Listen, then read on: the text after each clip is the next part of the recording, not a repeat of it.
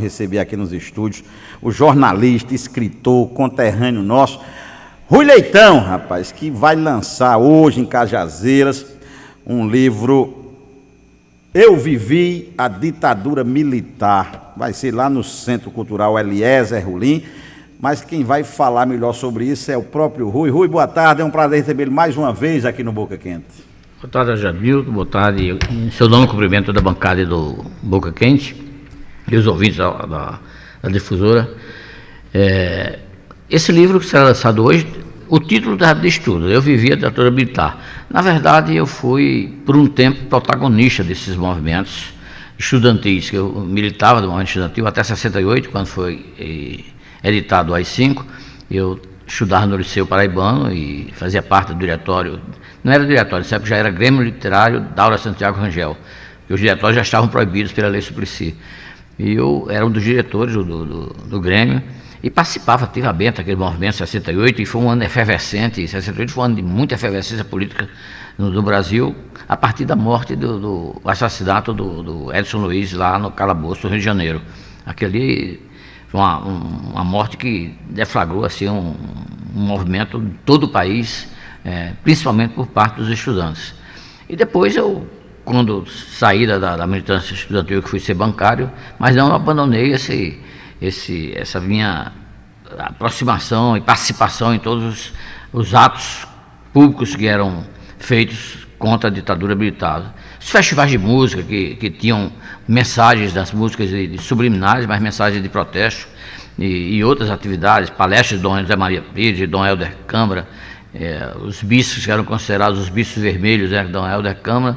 No Nordeste, nós tínhamos 3 bispos que se colocavam contra a ditadura militar, em defesa dos oprimidos, em defesa principalmente dos trabalhadores rurais, que era Dom Helder Câmara, Dom Zé Maria Pires e Dom Fragoso, que é um paraibano que era bispo de Crateús.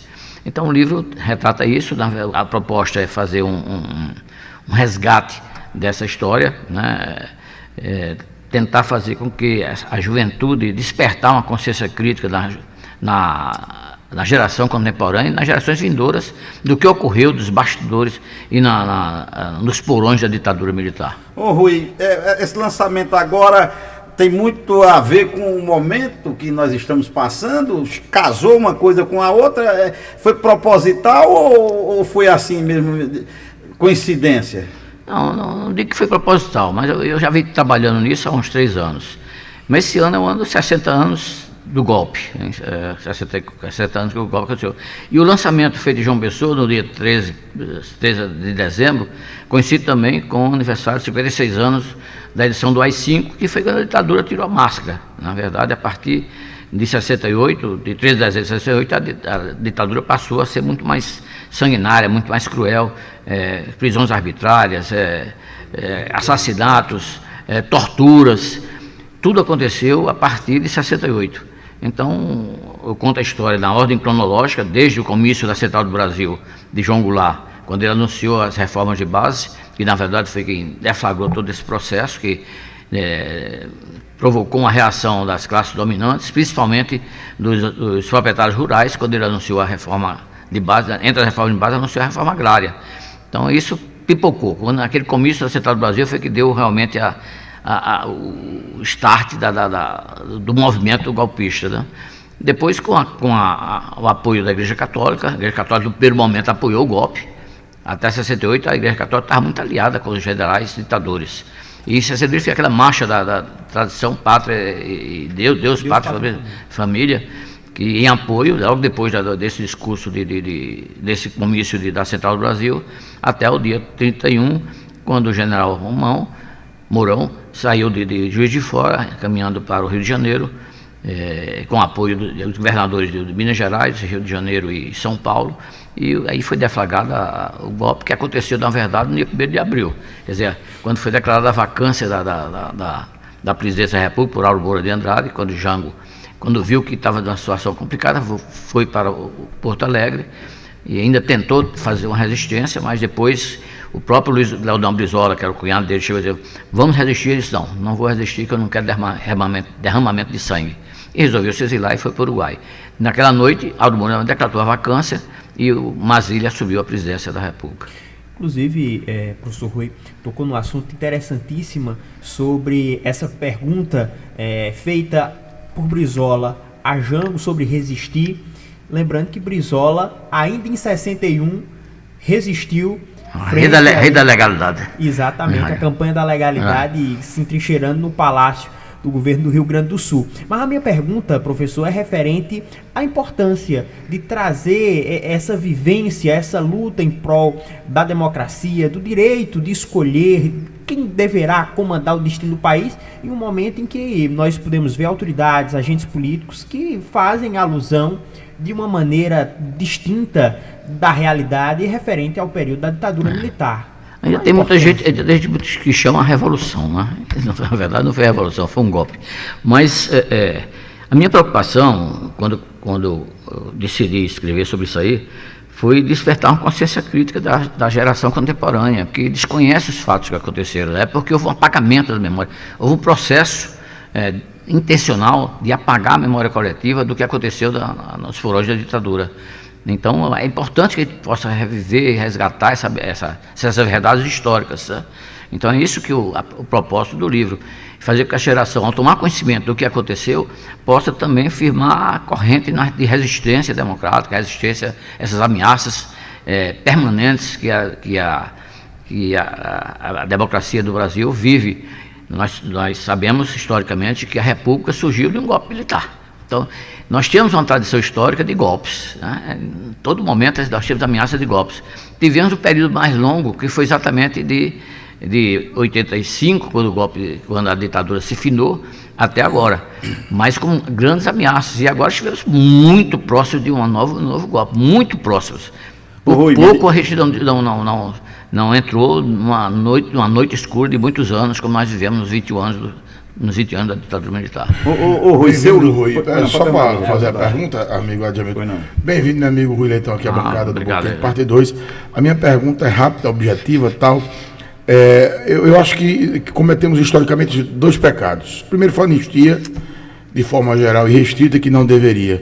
Até porque anistiar a quem perseguiu é fácil, mas quem foi perseguido não. E a outra coisa é que nós não levamos em consideração os efeitos malévolos do regime militar. Todo lugar do mundo, um exemplo só para ganhar tempo, você tem o Holocausto, tem o Museu do Holocausto. Aqui se nega e assim, a população, na mesma girolanda, por assim falar, sem conhecer, até porque os militares sempre foram golpistas, né? Do golpe contra o Império até os dias atuais. Me responda uma coisa, esse golpe atual, insistente, para desestabilizar o povo brasileiro, a nossa economia, o nosso crescimento, não seria uma continuação desses militares que não foram punidos e que não pagaram pelos crimes que cometeram? O seu livro fala sobre isso? Fala sim, fala sobre a anistia, que não foi uma anistia irrestrita como se pensava, foi uma anistia restrita, na verdade foi uma anistia negociada.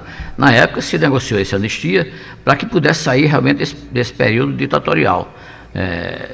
Dizendo, tudo bem, nós vamos, Figueiredo, começou com Geisel, né? Depois Figueiredo disse, não, vamos fazer a anistia, mas também vamos perdoar esses que cometeram torturas, o pessoal que estava no governo, que cometeu crimes de tortura, de perseguição, de todo tipo de crime, e foram perdoados os 2.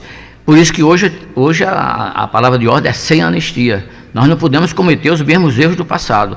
Você vê que países vizinhos como a Argentina, o Chile, o Uruguai, puniram os militares. Nós temos agora muita gente dizendo, mas eu me lembro que no dia que o Braga Neto foi preso, um primo meu ligou para mim e disse, o general de 4 dias ser preso? Por que não? Por que não? Qual é a surpresa disso? Por que se pensar que um general não pode ser preso? Quem comete crime, a lei é para todos, igualmente, deve ser obedecida por todos. Então, está provado, evidências muito claras dos cometimentos de crime. Mas é importante essa história porque nós estamos mudando um pouco essa história. Isso é importante, que a gente vê muitos militares aí que estão presos e para evitar nós tivemos um próximo de uma ditadura que eu acho, da minha interpretação, seria uma ditadura muito mais cruel do que a de 64, porque os outros golpes, ninguém planejava matar presidente da República, nem matar vice-presidente, nem matar ministro do STF. Claro que matou muita gente, depois de 68, né? Tem gente hoje achando que isso é bobagem, que é Pois coisa é, não, bobagem. então, não tem sentido. Então, eu acho que nós estamos vivendo um novo tempo. Agora, essa ameaça não acabou. É por isso que um livro que conta a história da ditadura, e uma coisa que eu quero colocar é o seguinte: eu faço história. O livro, da mesma forma como eu trato essas questões todas da ditadura, eu conto também outro lado, a questão da luta armada, das pessoas que fizeram luta armada, a questão Aí onde está Cajazeiras presente no livro? Cajazeiras presente está no Apolo 11, a bomba do Apolo 11 está escrita aqui em detalhes, contando todos os detalhes da bomba Apolo 11. Está presente também na prisão de Cajá, lá em Recife, que foi, inclusive, agora recebeu um título de persona na universidade lá. Honoris, né? Honoris causa, Honoris causa, mérito. é uma coisa assim, da universidade, lá em Pernambuco. Honoris Ele era personalidade. um assessor de Dom Helder, foi preso e houve um movimento muito grande na época. E um cajazeirense, né? Eu digo conterrâneo nosso que eu sou cajazeirado. Eu nasci em Passo para vir para cá com 6 meses de idade, então eu me considero cajazeirense. Ô Rui, hoje à noite, que horas? Faça o convite aí. 19 horas, aberto ao público. Quem se interessar por história, principalmente a história recente, está convidado para a gente bater um papo lá, conversar um pouco Esse sobre belíssimo isso. livro custa quanto? Para acaba levar o dinheiro já contado hoje. Não, o Adjamilton paga agora que ele tem dinheiro no bolso. R$60, o livro é R$60. Eu vou deixar também alguns lá na livraria da universitária, na livraria universitária.